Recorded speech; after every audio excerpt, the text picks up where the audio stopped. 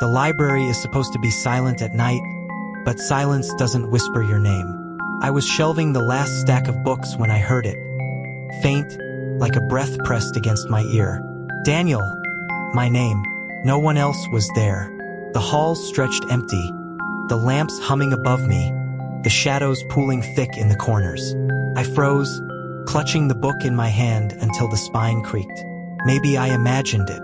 That's what I told myself. But then another sound broke the stillness. The thump of a book falling somewhere deep between the shelves. It landed open, pages fluttering like a frantic bird's wings. Against every instinct, I went to it. When I looked down, the words on the page blurred into shapes I recognized. Letters forming my name over and over again. My pulse hammered in my throat. I slammed the book shut, but the whispering didn't stop. It was everywhere now, soft, relentless, seeping out of the shelves like the walls themselves were breathing secrets. If you're hearing this, maybe you'll understand what I couldn't. Tell me, have you ever heard whispers where there shouldn't be any? I shouldn't have stayed past midnight. By day, the library was almost comforting. Students shuffled in and out with backpacks slung over their shoulders, chasing caffeine highs and looming deadlines. I was one of them, a student first, but also one of the lucky few who got paid to sit among the shelves. Library aide. It sounded respectable, but really, it meant I spent half my shifts swiping barcodes, and the other half reminding people they couldn't sneak in pizza. The mornings smelled like burnt coffee from the vending machine in the lobby, and by late afternoon the place buzzed with group projects and whispered gossip. I liked those hours. There was a rhythm to it, order in the chaos, the faint hum of computers, the sound of pages turning like steady rainfall. Felt safe, familiar. But when the last person left and the doors locked behind them, the building changed. The silence wasn't peaceful anymore. It was thick, heavy, like the air itself was pressing in on you. The fluorescent lights flickered in long, tired blinks, and every step echoed louder than it should have.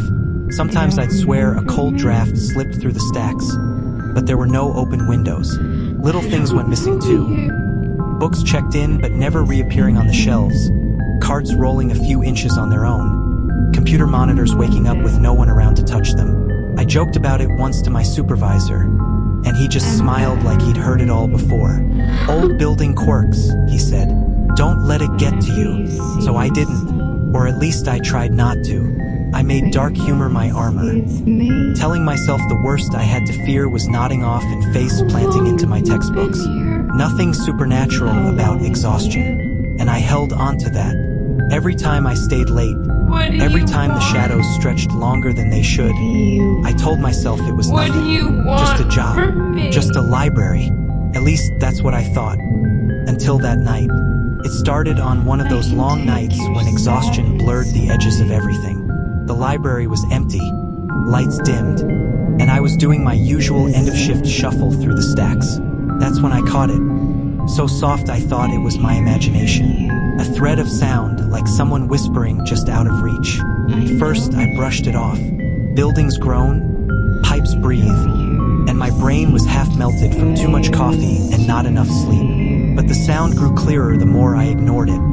Hushed, overlapping voices, like dozens of people trying to speak at once but holding back, as if afraid of being overheard.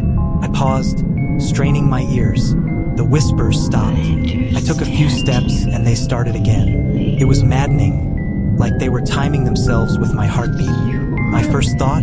Some idiot hiding between the stacks, trying to mess with me. College students are creative when they're bored. But when I walked the aisles, nothing. Just row after row of silent books staring back.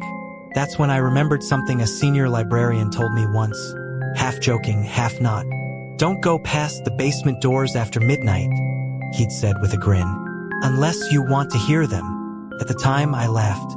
Library ghost stories, right?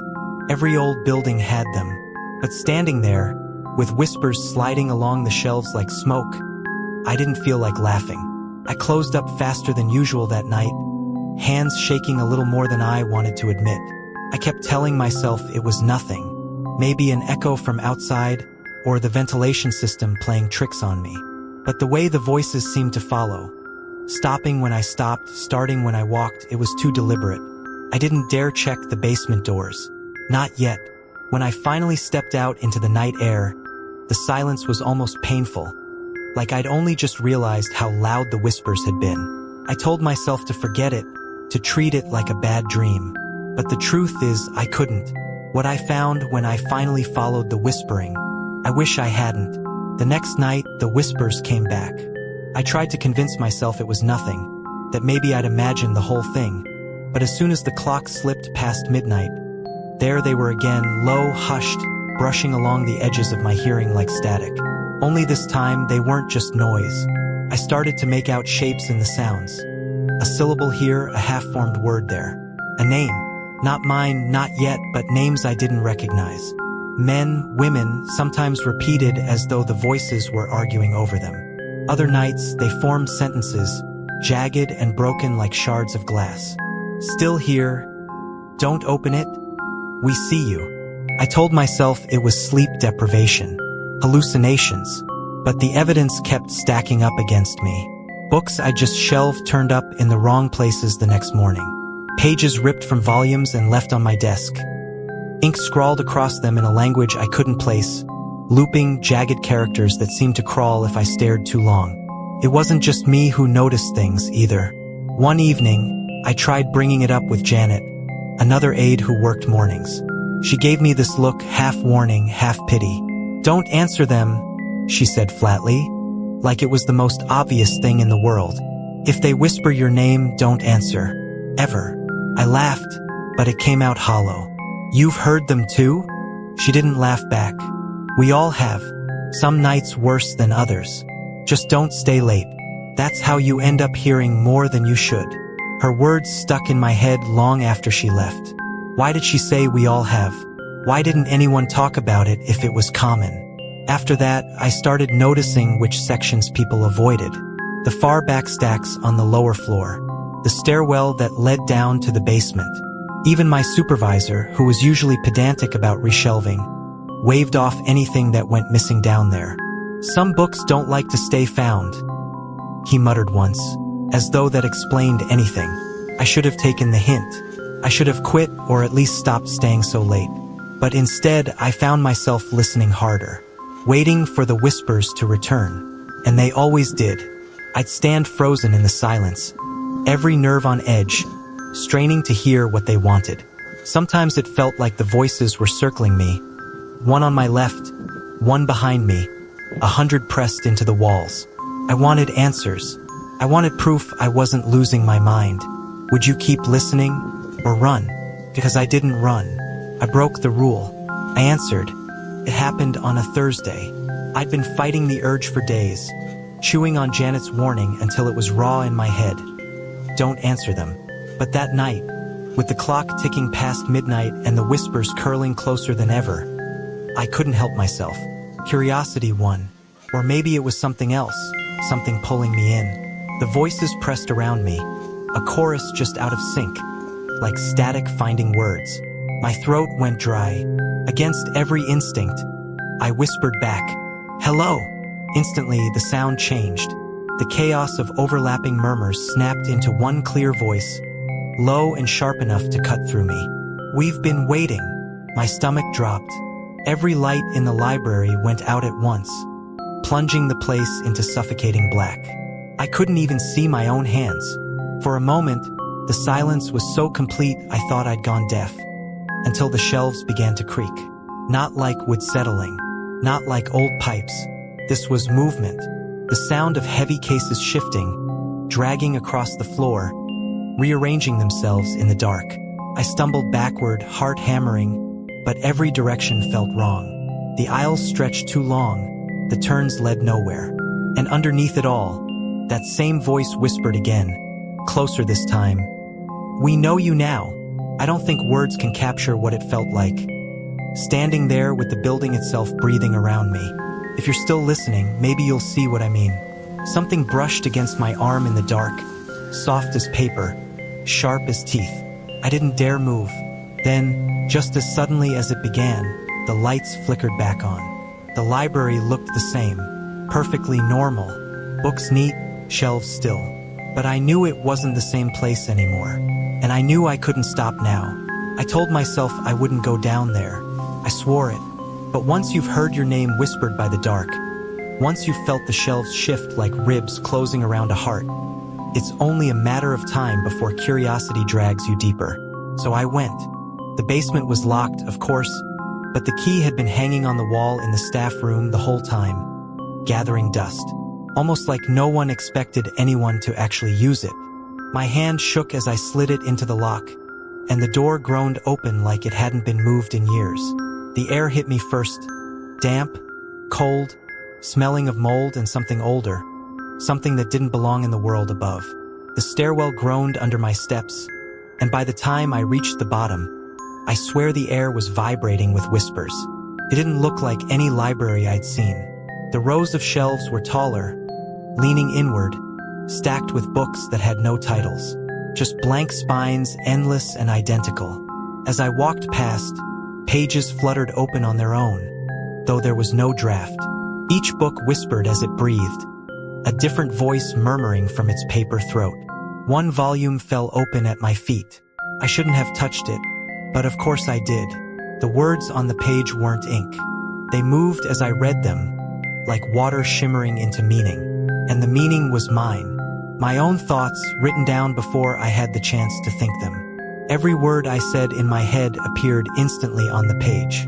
I dropped it, but the book didn't stop. The whispering came from the page itself now, speaking my thoughts back to me in a dry, rasping tone. Why am I here? I thought. Why are you here? The book answered aloud. I backed away, but another book opened, then another. A chorus of my own voice spilling into the room, mocking me, echoing me.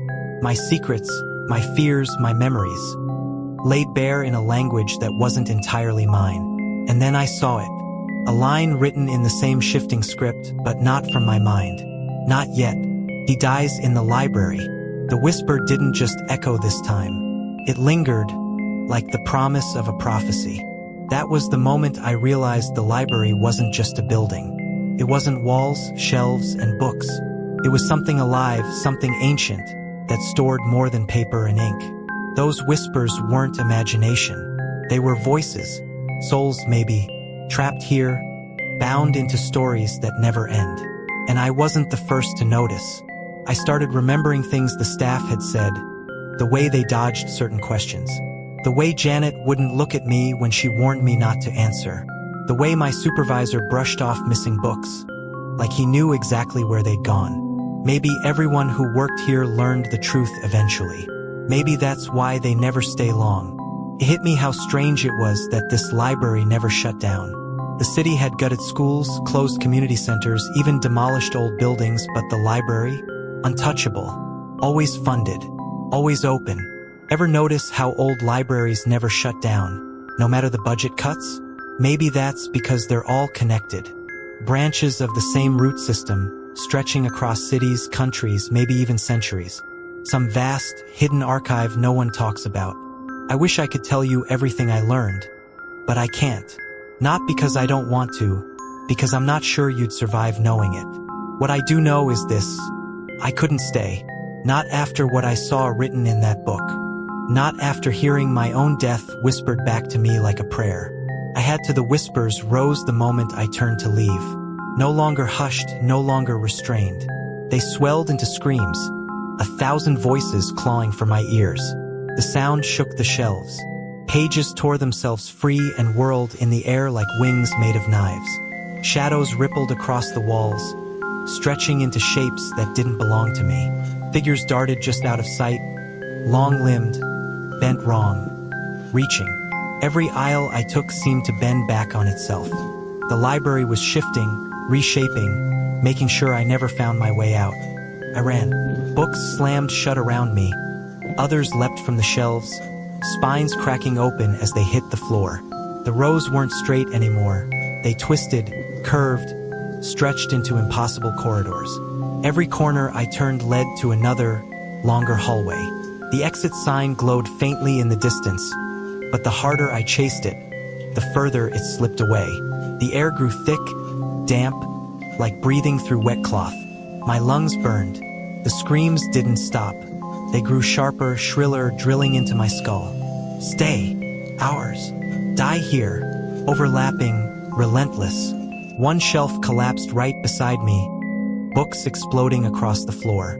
I tripped, caught myself on splintered wood, and kept moving. My legs carried me on instinct, driven by nothing but terror. And then light. The front doors. Real, solid, shimmering like salvation. I slammed through them with all the force I had, stumbling out into the night air. The screams cut off. Silence. I doubled over, gasping, the quiet ringing louder than the chaos I just escaped. The street was empty. The library stood calm, still, as if nothing had happened. For a moment, I thought I was safe, until I heard it. A whisper, soft, low, not from behind those doors, from behind me, in my room. Escape I shouldn't have stayed past midnight. That's the line that keeps circling in my head like a warning label. Every time the clock creeps toward 12, I hear it. Sometimes in my own voice, sometimes in someone else's. The whispers haven't stopped. They slip through vents, through dreams, through the thin walls of this apartment. They're here now, even as I speak. If you've listened this far, maybe you've felt it too. That faint hiss at the edge of silence, like words behind a door you're not supposed to open. Don't answer, please. If you hear them call your name, keep walking. Pretend you don't hear a thing. That's the only rule I broke, and now I'm not sure they'll ever let me go. I don't know what the library really is. A building, a mouth, a graveyard for the voices it swallows. But I do know it reaches further than its walls. Maybe your town has one. Maybe you've already been inside. Maybe you've already felt the cold spot between the stacks. I'm recording this in the hope someone will understand what I couldn't. Tell me if you've ever heard whispers where there shouldn't be any. Tell me if your library feels older than it should. Comment your theories, your warnings, your stories. Maybe if enough of us speak, it'll drown them out. And if this video disappears, you'll know they found me. The whisper is louder now, closer. My name, soft and wet in the dark. I'm gonna end this before it. Static. I shouldn't have stayed past midnight.